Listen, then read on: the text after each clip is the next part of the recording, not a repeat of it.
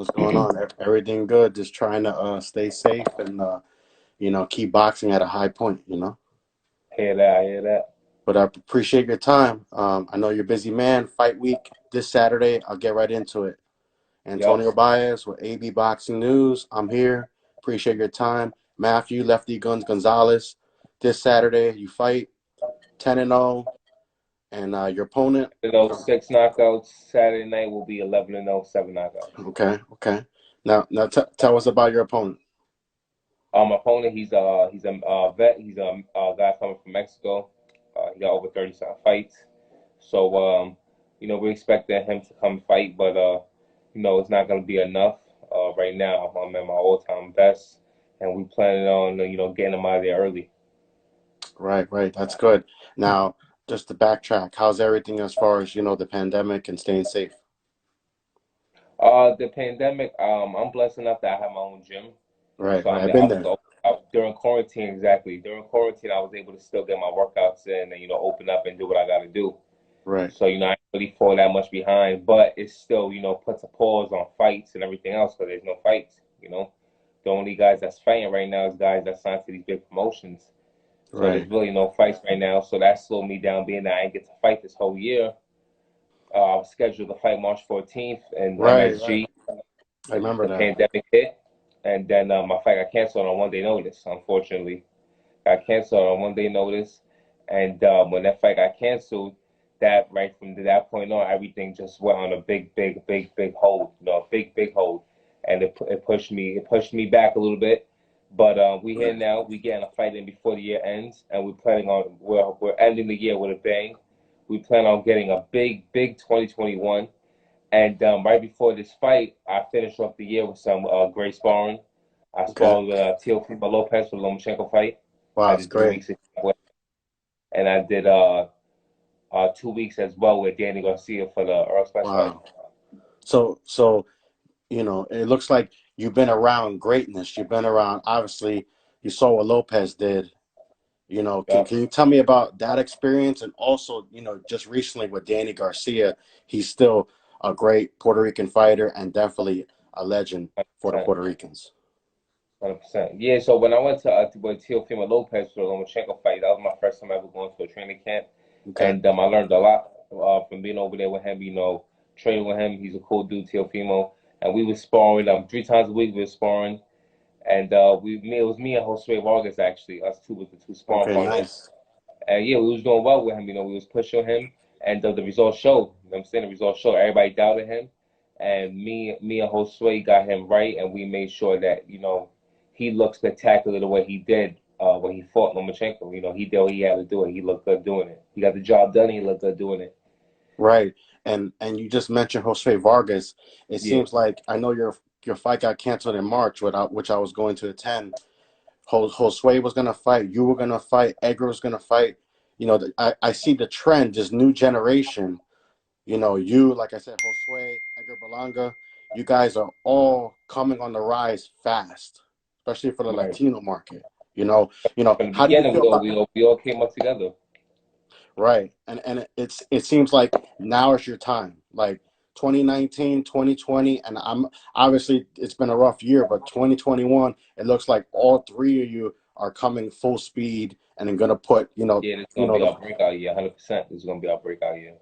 now as far as yourself, you told me your experience with Josue and being with Lopez in the camp. Can you tell me the difference with being with Danny's side as far as, what knowledge has he had dropped to you and what did you have benefited from that? Yeah, well, with the Teofimo, it's a little different with Danny because Teofimo, I was actually living with them over there. I was staying with them. We was in a big Wow. house. We was in a hotel, so I was actually staying with them. But Danny Garcia, I was traveling back and forth every 2 days. Okay. So I would spar with him on a Tuesday. I'll come back to New York Tuesday night. I'll spar with him on Thursday. I'll come back to New York Thursday night. I'll spar with him on Saturday. So I wasn't really Wow. around him as much as I was around Right. the Lopez team. So I actually got to train with Lopez, and be around him a little more. But with the Danny Garcia though, yeah, with Danny Garcia, he has a lot more experience than Teofimo, especially being at that world championship level. Right. So he was actually able to drop more jewels on me Okay. because the experience factor. So he was basically, telling me the ins and outs of the game, basically to, what to focus on, what not to focus on. He was Right. basically telling me, don't worry about the money right now. Money's gonna come as long as I keep doing what I'm doing. He said I'm doing very well right now. He said just keep getting your fights in, stay focused, and the money will come. And he basically just told me straight it down, 100%. Like, yo, you on the right track right now, bro. You got 10 fights. You know what I'm saying? You're doing well. You got a good team around you. You have you basically he basically told me I got all the tools to be great. All I gotta do is just stay focused and continue to work hard, and things will come. That's great. That's great advice that Danny gave you. Yep. And as far as you fighting on this card, big time promotions, can you tell me a little bit more about that? Yeah, big time promotion. So as you know, there's no boxing in New York right now. Right. Um, I sell, I have a huge fan base. I sell a lot of tickets. I sell, 20,000, 20,000, Right. Right. 25,000 tickets. So I'm able to get on any card I want. I could fight the Barclays PBC like I have in the past, and I could Right. fight Top Rank, the Mass Square Garden like I was scheduled to do. Right. Right. I'm not locked in with any of these guys. So I can fight any card I want. I can get any big venue, but there's no boxer right now. So Right. basically I gotta take what there is. So my manager, which is also my wife Jenny Badil, she Right. was the one that got in touch with the big time promotions, and she said, "Listen, they're offering us a fight right now. We can take this fight, and it's better off, because the worst thing that can happen to a fighter is being inactive. That's Right. the worst thing that can happen to a You, fighter. I heard you, Andre you, Ward say that a long time ago. bit. I ain't fight the whole year, so I Right. got to get at least one fight in before the year ends. Right. That's key. I got to get at least one fight in before the year ends, and hopefully the rumors is with Top Rank, because we spoke to Top Rank, rumors is that they'll be back in March or April. Okay. So that'll be good. We get this one fight in before the year ends. Shake the rust off, do what we gotta do, keep the name buzzing, stay relevant, and then March, hopefully, things will be not back to normal, but hopefully arenas will be open to probably Right. 33% audience. So what? It seems like you. It seems like next year your target goal is 3 fights. Am I right? 3 fights a year, yeah, that's what I've been doing for the last year. 3 fights a year is good. I mean, the more fights, the better. But at the end of the day, you gotta let your body recoup. You gotta let yourself heal. You gotta, keep learning. You don't want to rush nothing either. When you rush things, that's when you crash. So you wanna, you wanna stay at a good steady pace. Right. Would you say that this year obviously you were looking forward to fighting in March, and I think the year before actually your opponent pulled out at the last second, and you were going to fight at MSG. I remember that. Exactly. Yeah, I got bad luck with MSG, bro. Unfortunately, I don't know why MSG don't like me. Yeah, Well, my I opponent. don't think that. I Yeah. mean, maybe you're bringing fear into these other fighters. They don't want to fight you. Well, I mean that too. I mean anyone who knows me, bro, knows. I'm the real deal. I say that in the most humblest way possible. I've been in there with some of the best, and I gave some of the best all the work. And nobody said that they did this and this to me. Nah, there's no truth to that. Right. And I have a lot of experience. I've been boxing all my life, and uh, that fight that you mentioned in the Guardia, that fight got canceled there to weigh in. Right. And now this thing with now for the last Guardian, that was out of our hands. That was out of everybody's hands. That pandemic, that was out of everybody's hands. So, um, we'll see. Let's see. The future's looking bright though. So we'll see, and we'll see what 2021 is looking like. Now I gotta ask you. Obviously Saturday Danny didn't get the win, but how did you see the fight? As far as yourself, how did you score it? Well, I think Danny fought very well. I think Danny fought very, very well. He was giving good movements. He was stepping around a lot. You usually don't see Danny doing that. I usually see Danny super stationary. He was turning Errol Spence a little bit, pivoting around him. He was doing well. The problem with Danny is that, and the same thing when I'm sparring with him, is that he waits too long sometimes because he looks for that one big counter. Right. And he's a You know, counter fighter, would you say? yeah, he's a counter puncher, but he's not a counter puncher that puts combinations together. Danny throws one or two punches at a time. So, but he has great timing though. So with those one or two shots, they land and they land hard. You know what I'm saying? But he was just getting outworked. That's what it came down to. Same thing with Porter and Thurman. Both those fights were super close, but if you look at them, Danny Garcia was landing good, clean shots on them guys, but they was just out throwing him. So it's like an illusion. It looks like they're doing more than they're really not, and that gets influenced by the Does, judges. that's a good thing you just mentioned. Does that ever concern you? You're in the ring and you're thinking, you're in a fight where maybe your opponent is a little sloppy and he's not really landing, but he's throwing wild punches. Does that ever concern you in the back of your head? You know, maybe I got to step it up towards the end because Yeah, I of don't. course, 100%. If the fight is close, 100%. Now, if you clearly in control, because a guy could throw more punches than you, but you could clearly see who's in control of the fight, then that's different. But if the fight looks like it's a toss-up and it's a 50-50 fight go either way, you got to step on that gas and you can't let dude outwork you. You got to make sure that you busy, especially if it's a sloppy fight. If the sloppy fighters make fights look ugly, and that's what really affects the judging. Definitely. Now, obviously Saturday they didn't get the victory, but he's still a champion. He's still done a lot to the sport, Nah, and he then done fought well, right, he's put definitely Puerto Rico on the map. 100%. He's a legend. But now it seems like I said before, the youth is here. It's your turn. It's Jose's turn. It's Edgar Berlanga actually fighting Saturday too. So it seems like the youth is coming in, and you guys look to stay here a long time. What would you say is, as far as you're still very young, but you're 10-0. You look to be 11-0 and get big fights for 2021. Yeah. My question for you is, which Latino was your inspiration to get involved in boxing and really caught your eye?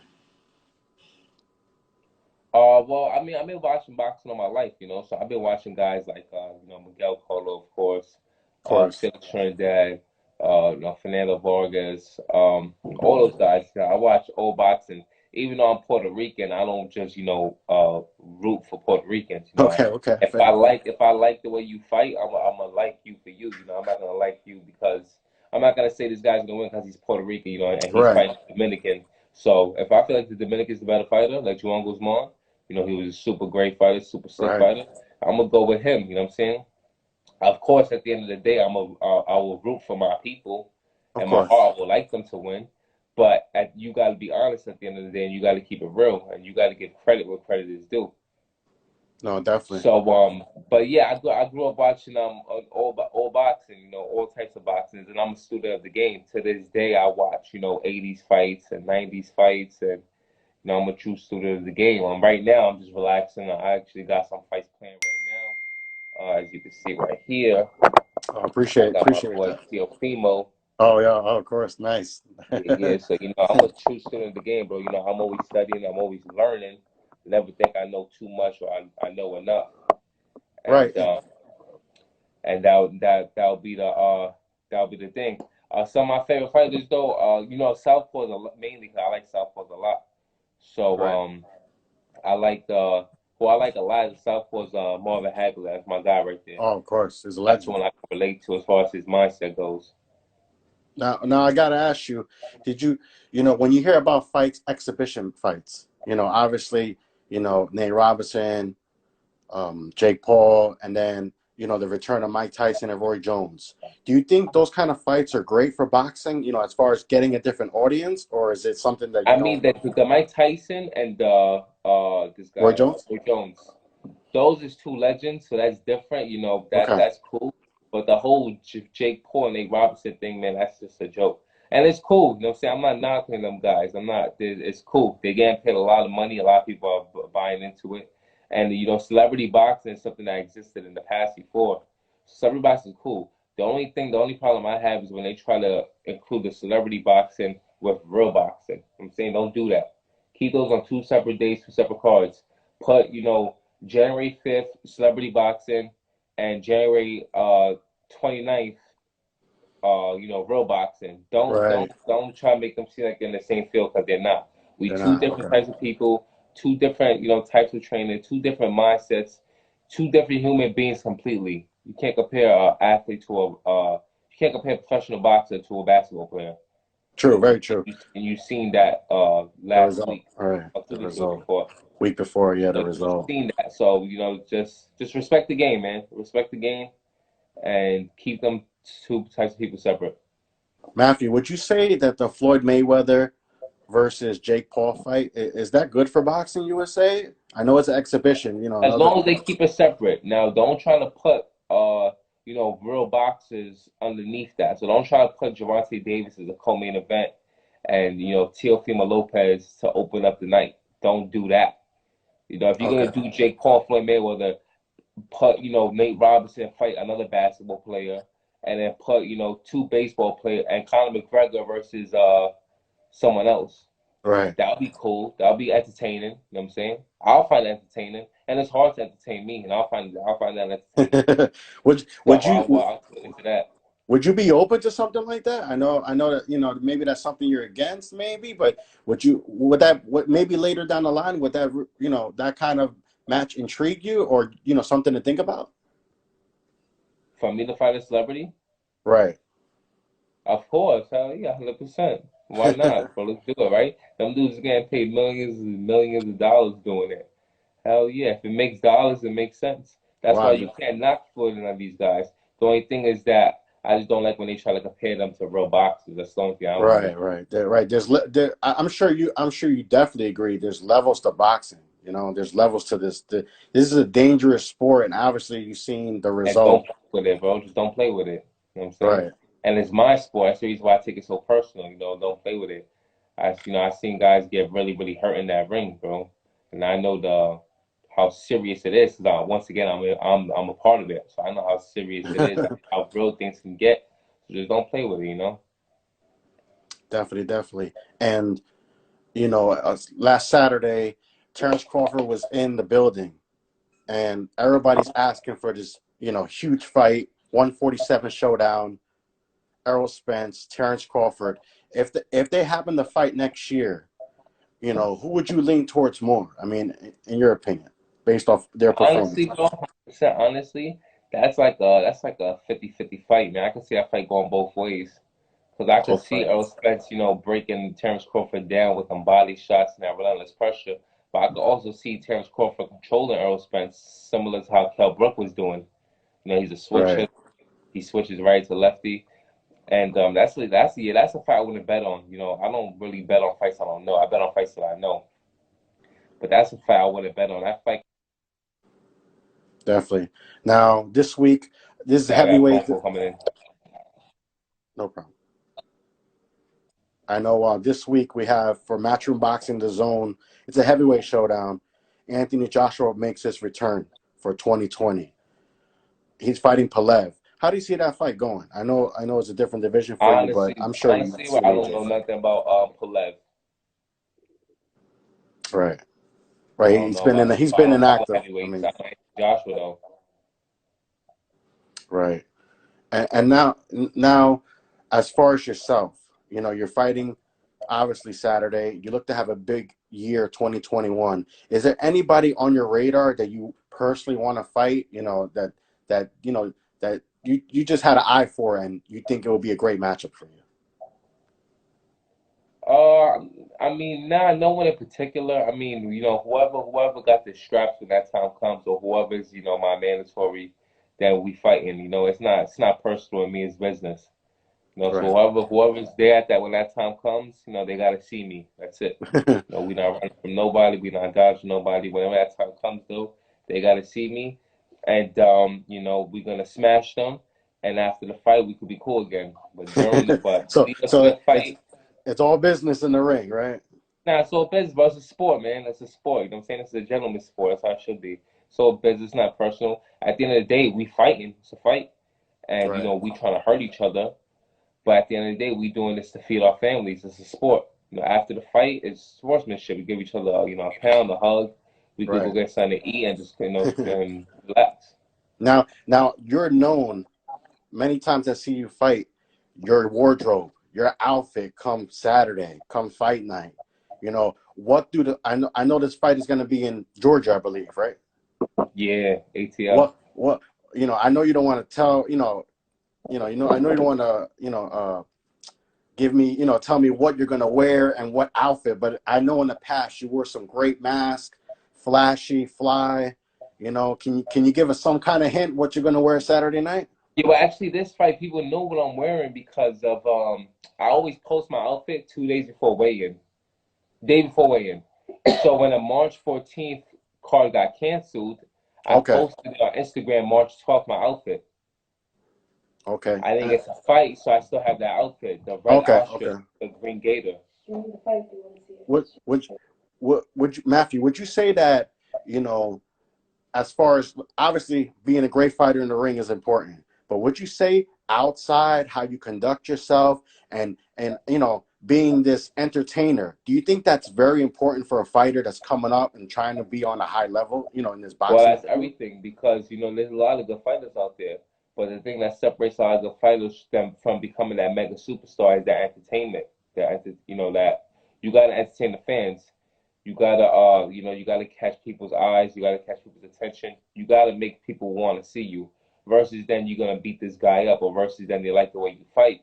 You gotta make people want to really see you, and that's something that helped me a lot. People want to see what outfits I'm wearing, what mask I'm wearing, Right. and besides that, just being a good person overall. Just being a role model like Of myself. course. I don't have no tattoos. I don't have no piercings. Never been arrested. I work closely with the children in my community. Don't drink, don't smoke. So I'm a role model to all the kids. That's great to hear. Now, Lefty, before I let you go, how can the fans reach you? Social media. Yeah, so I want everybody to stream the fight. It's gonna be on a brand new network. It's gonna be on a brand new app called the BPE Network. That's the new app, BPE Network. You use my code Lefty Gunz, and you save a couple dollars. So it's gonna be $20 pay per view. Okay. It's me and it's 14 other fights, so you get your money's worth. Okay. 14 other fights. Um, it's a pay per view showing. There's 3 title matches. Me myself, I'm going for one of my first titles as well. Great. And it's gonna be a great night of boxing. Tune in, BPE Network, and we're gonna have fun, man. Zab Judah is gonna be one of the commentators there. Nice. Another Yeah, legend. yeah, and it's gonna be a great night of boxing, bro. So tune in, BPE Network. Use code Lefty Gunz and follow me on Instagram at Lefty Gunz. And you guys will be definitely seeing more of me. This is only the beginning. There you have it. Matthew, Lefty Guns, Gonzalez. I want to thank you for your time and everybody buy the pay-per-view this Saturday. Do it. Thank you, bro. Matthew, take care. All right. Bye-bye.